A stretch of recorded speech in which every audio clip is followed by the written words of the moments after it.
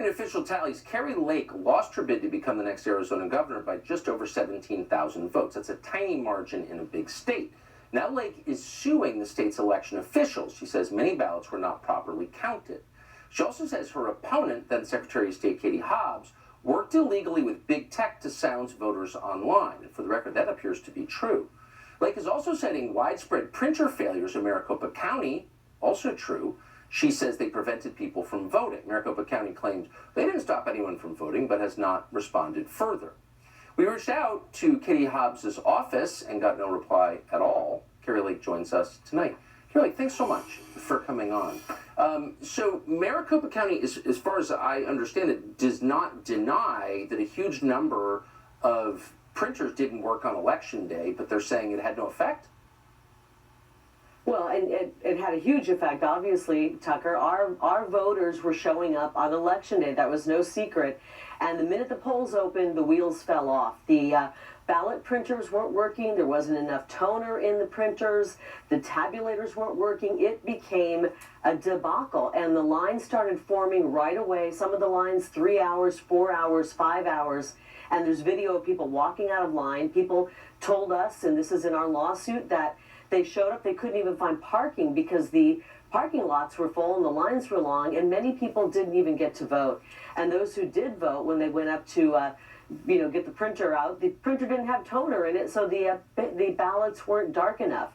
And our voters were showing up and voting 3-1 for me on Election Day. We vote for a full month in Arizona with early ballots, and on Election Day, when the Republicans showed up, the Election Day voting was sabotaged, and that's what our case is going to prove. It's a 70-page lawsuit that reads like a real crime novel, and it's shocking what they did. The man who runs Maricopa County elections ran a PAC. He actually started a PAC raising thousands of dollars to defeat me, and he's running our elections. And then my opponent oversees all the elections in Arizona. It was a conflict of interest, and not only was Katie Hobbs working with big tech to censor people, the man who runs Maricopa County elections, they were also censoring people as well online.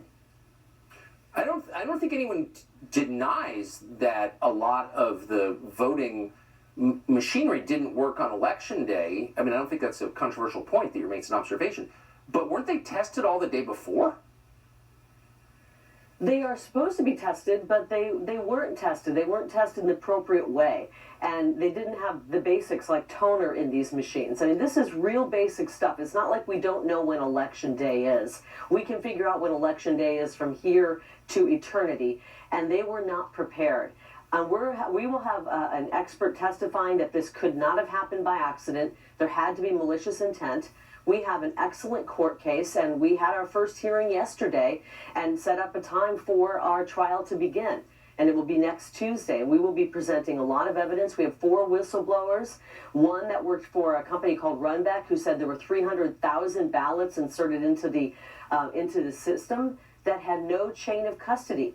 Others who were in the voter signature verification department said tens of thousands of ballots were rejected because there were no signatures or scribbles, and they somehow got thrown in and counted anyways.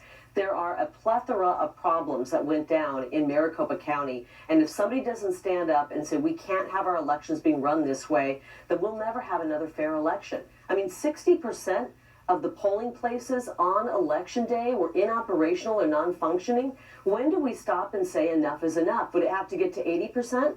90%, 100%?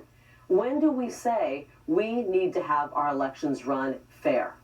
I completely agree with you. And if you care about democracy, this would be the top of your list. I'm glad you're doing this. Kari Lake, thank you for telling us about it tonight. Good to see you.